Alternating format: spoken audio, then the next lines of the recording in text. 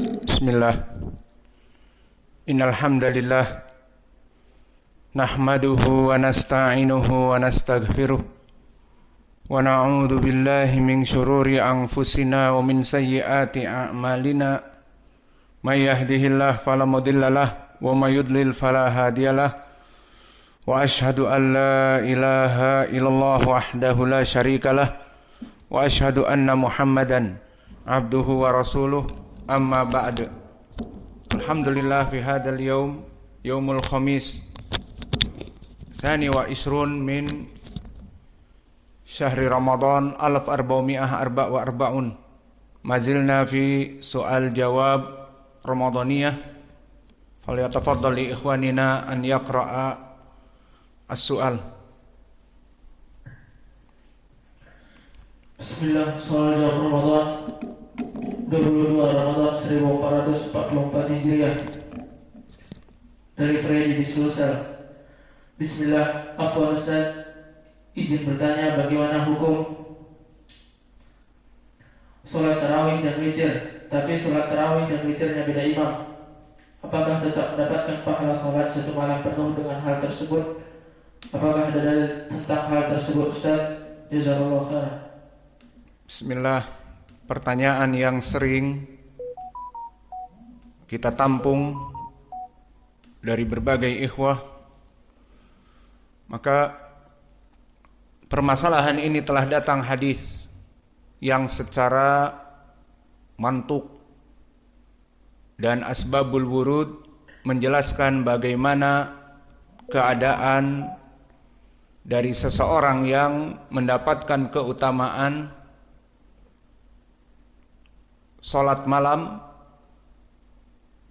seperti seakan-akan sholat begadang satu malam penuh. Maka hadis yang ma'ruf diriwayatkan oleh Imam Abi Daud, An-Nasai dan Imam Ahmad dan yang lainnya, yang mana kisahnya dari Abi Dzar.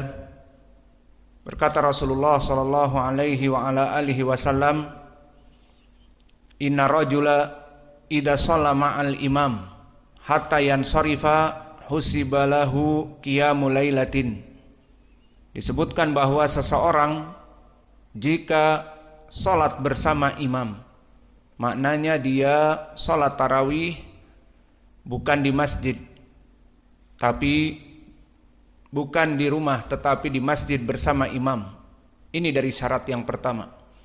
Dan yang kedua, huwa yusalli ma'al imam hatta yansarifa, sampai imam ini selesai dengan salat yang ada padanya dan kamu mengikuti imam tersebut sampai selesai. Maknanya selesai dari 4 rakaah pertama, kemudian selesai dengan 8 rakaah, kemudian selesai dengan witir.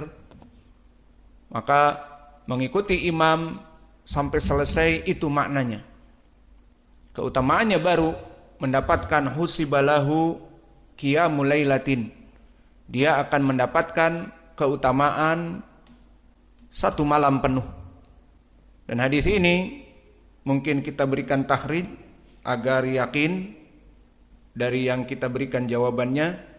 Maka hadis ini hadis yang diriwayatkan oleh Imam Abi Daud, An-Nasai, Imam Ahmad, yang semua sanadnya bertumpu kepada Daud ibnu Abi Hind Anil Walid ibni Abdurrahman hadatsana Jubair ibnu Nufair an Abi Dzar. Maka ini madarul hadis. Dan Daud ibnu Abi Hind, dia adalah Daud ibnu Dinar, dan dia masyhur dengan kunyah Dinar itu Abu Hind. Maka dia masyhur dengan Daud ibnu Abi Hind atau Daud ibnu Dinar Al-Qushairi Al-Basri. Dan dia kedudukannya di atas derajat thiqah. Disebutkan oleh para ulama bahwa dia di atas derajat thiqah. Berkata Imam Ibnu Hanbal, thiqatun thiqah, bahwa dia adalah rawi yang di atas derajat siqah. Maka Ibnu Sa'ad pun mengatakan siqatun katsirul hadis. Dan disebutkan oleh Ya'qub Ibnu Syaibah As-Sadusi siqatun sabtun basri. Dia adalah seorang basri yang di atas derajat siqah, dan bahkan Sufyan Ats-Tsauri memujinya dengan min hufadil basriyin. Dia adalah dari hufad, para penghafalnya orang-orang Basrah. Maka inilah Daud ibnu Abi Hind yang menjadi madar hadal hadis. Kemudian meriwayatkan dari gurunya Anil Walid ibni Abdurrahman wa huwal Jarasi al-Ansari al-Hamsi. Maka dia rawi yang siqah, disikohkan oleh Yahya ibnu Ma'in dan juga oleh Abu Hatim dan Jubair ibnu Nufair. Dia adalah Al-Hamsi Asy-Syami, maka dia rawi yang siqah pula, ditautsik oleh Abu Hatim dan Abu Zur'ah dan oleh Muhammad ibnu Sa'ad Al-Waqidi. Maka semua rijalnya thiqat, dan hadis ini hadis yang sahih. Disahihkan pula oleh muhaddits eran now seperti Syekh Al-Albani dan Syekh kami Muqbil Al-Wadi'i. Maka setelah kita mengetahui kedudukan hadis ini hadis yang sahih, maka la syakka wala raiba dijadikan pendalilan untuk menjawab permasalahan ini.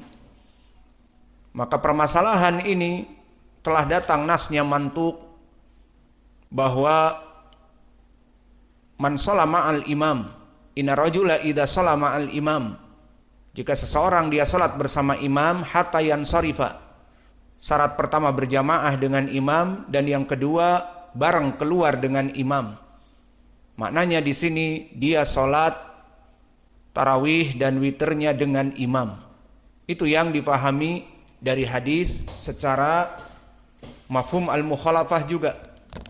Maknanya jika salat dengan imam tidak sampai layan sorif, tidak sampai selesai, salat hanya 8 rakaah, kemudian witirnya dengan kelompok nanti di malam hari, maka di sini zahirnya tidak masuk kepada hadis ini.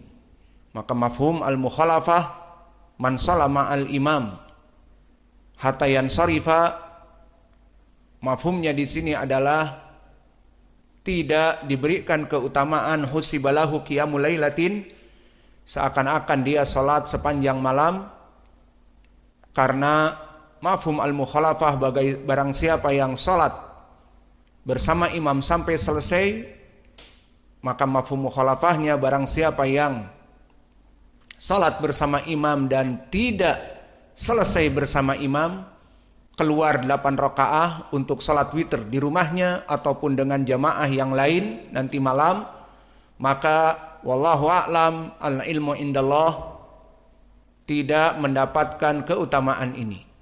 Perkara yang kedua, kita mengambil dari hadis ini dari segi dalalah baik mantuk ataupun mafhum al-mukhalafah, juga asbabul wurud hadis ini. Hadis ini apakah dipakai oleh Nabi dan disebutkan oleh Nabi untuk salat tarawih di zaman now? Dibagi-bagi, ada yang kloter pertama, kemudian ada yang kloter kedua. Maka di zaman Nabi hanya ada 1 kloter, dan itu zahirnya. Yang diinginkan di sini adalah salat berjamaah dan keluar bersama imam. Dan asbabul wurud hadis ini, Nabi dulu sholat tarawih 1 kali, tidak 2 kali. Maka para makmum pun yang ikut bersama Nabi sholat dengan Nabi 1 kali, tidak nanti ikut kloter yang kedua. Seperti hadis, kepanjangan hadis ini, karena yang tadi sebutkan kita adalah lafaz yang pendeknya, yang menjadi pendalilan tentang syarat.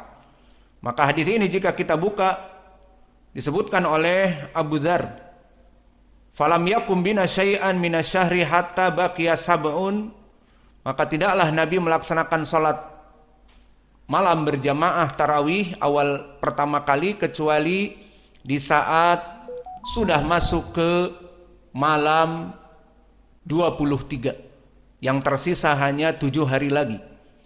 Faqama bina hatta dhahaba thuluthul lail. Maka lihat bagaimana Nabi dulu salat di awal waktu. Wallahu alam jam 8:30 atau setelah atamah, maka Nabi salat berjamaah hatta dhahaba thuluthul lail, sampai hilang sepertiga malam pertama.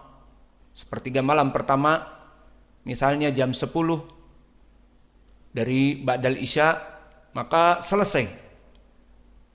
Ini di malam yang pertama. Falamma kanat asadisah lam yakum bina. Maka di malam yang ke-24-nya yang tersisa 6 malam tidak Nabi salat padanya. Kemudian falamma kanat al-khamisah qama bina. Di saat tersisa 5 malam lagi, yakni zahirnya malam ke-25, qama bina hatta dhahaba syatrul lail. Maka Nabi salat berjamaah, salat tarawih, dan diikuti oleh para sahabatnya. Dan sekali Nabi salat, dan para sahabat pun sekali salat, tidak menunggu nanti di akhir salat kloter kedua.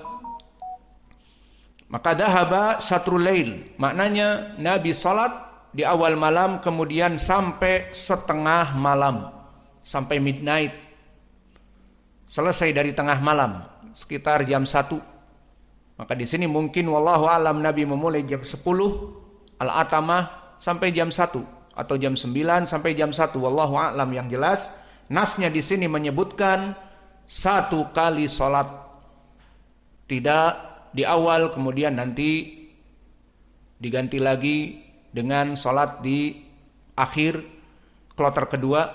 Maka Nabi 1 malam salat 1 kali.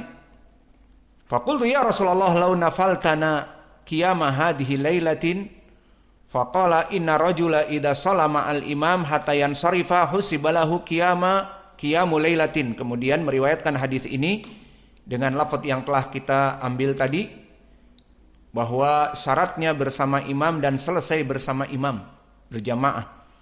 Falamma kanat ar-rabi'ah lam yakum, falamma kanat ats-tsalitsatu, maka yang tersisa dari 3 malam terakhir, dohirnya malam ke-27, jama'a ahlahu wa nisa'ahu wan nas, maka Nabi mengumpulkan keluarganya, istrinya, anak-anaknya, dan kebanyakan dari para sahabat pun ikut.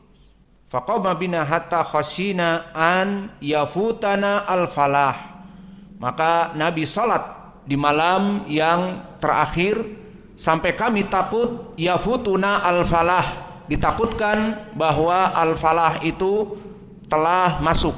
Ma makna al-falah?